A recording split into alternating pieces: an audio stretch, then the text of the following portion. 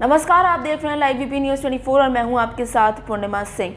सिर पर हरी टोपी, किसी के हाथ में सफेद झंडा तो किसी के हाथ में हरा और लाल। संगठन भी एक नहीं बल्कि अनेक, कोई यूपी से तो कोई पश्चिम बंगाल से, कोई हरियाणा तो कोई पंजाब से। सभी किसान अपने अपने प्रदेश की संस्कृति के अनुरूप वेशभूषा में थे। संगठन स्थल पर जहां नजर उठाओ वहां यही नज़ारा देखने को मिल रहा था। बावजूद इसके सभी किसानों की जुबान पर बस एक ही बात थी और वो बात थी कृषि कानूनों की वापसी की गुहार। महापंचायत तो मानो बस एक बहाना था, असली मकसद तो पूरे भारत को एकजुट कराना था। रविवार को मुजफ्फरनगर में राजकीय इंटर कॉलेज के मैदान पर महापंचायत में किसानों के बीच एक लहू भारत से मटाया। जितने लोग जीआईसी के मैदान पर थे, करीब उतने ही किसान बाहर सड़क पर भी आ रहे थे। बाकी यूं उग्राहियों की महिलाएं पीले रंग का दुपट्टा ओढ़कर पहुंची थीं, जिनके हाथों में झंडे भी हरे और पीले रंग के ही थे।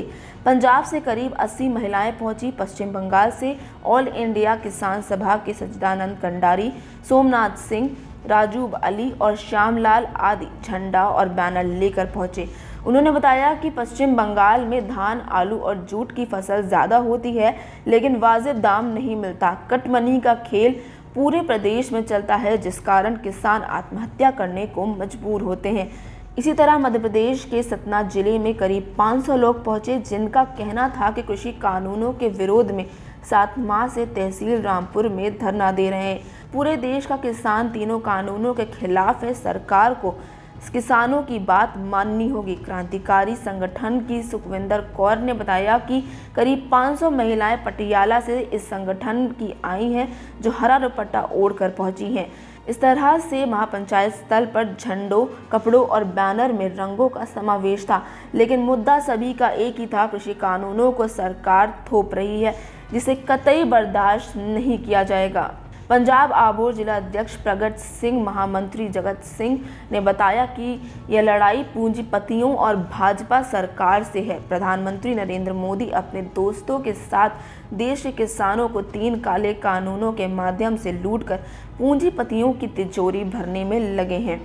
उत्तराखंड के जिला हरिद्वार इनकलाब मजदूर एकता संगठन जिला अध्यक्ष पंकज कुमार ने बताया कि भाजपा सरकार में मजदूर किसान दोनों बर्बादी के कगार पर खड़े हैं। अमृतसर पंजाब से आए संतनाम सिंह चंदेर का कहना था कि किसानों को गुलामी की बेड़ियों में जकड़ने के लिए भाजपा सरकार असफल प्रयास में जुटी हुई है। आने वाले चुनाव में सरकार में किसान की ताकत की वोट ऐसी चोट देगी, जिससे देश के हर प्रदेश में भाजपा का बंटाधार तय होगा। किसानों ने ऐलान किया कि अब 25 की बजाय 27 सितंबर को भारत बंद रहेगा।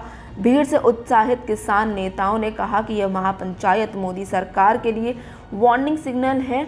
या तो वो रास्ते पर आ जाएं, नहीं तो किसान 2024 तक आंदोलन करने को तैयार हैं। आपको बता दें कि इतना ही नहीं बल्कि किसानों ने कई और बड़े बयान दिए हैं, जो कि काफी चिंताजनक है और आने वाले समय में देश के लिए काफी हानिकारक हो सकते हैं। दंगे से सामाजिक ताना बाना टूटने के 8 साल बाद हुई पंचायत में संयुक्त किसान मोर्चा के नेताओं ने सद्भाव का संदेश देने के साथ ही कृषि कानूनों की वापसी, एमएसपी की गारंटी, गन्ना मूल्य बढ़ोतरी की मांग उठाई। रेलवे, एयरपोर्ट, बैंक व बीमा समेत सार्वजनिक क्षेत्र के निजीकरण पर कड़ा विरोध जताया है।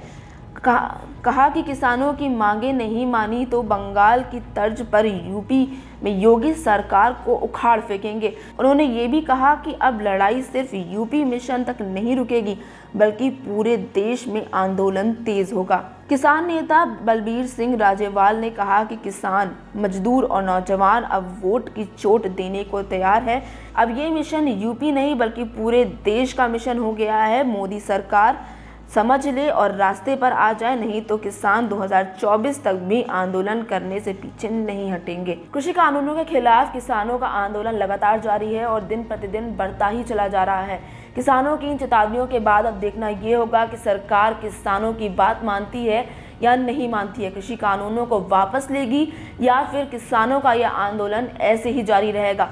फिलहाल के लिए मुझे दीजिए इजाजत और देखते रहिए लाइव वीपी न्यूज़ 24। नमस्कार।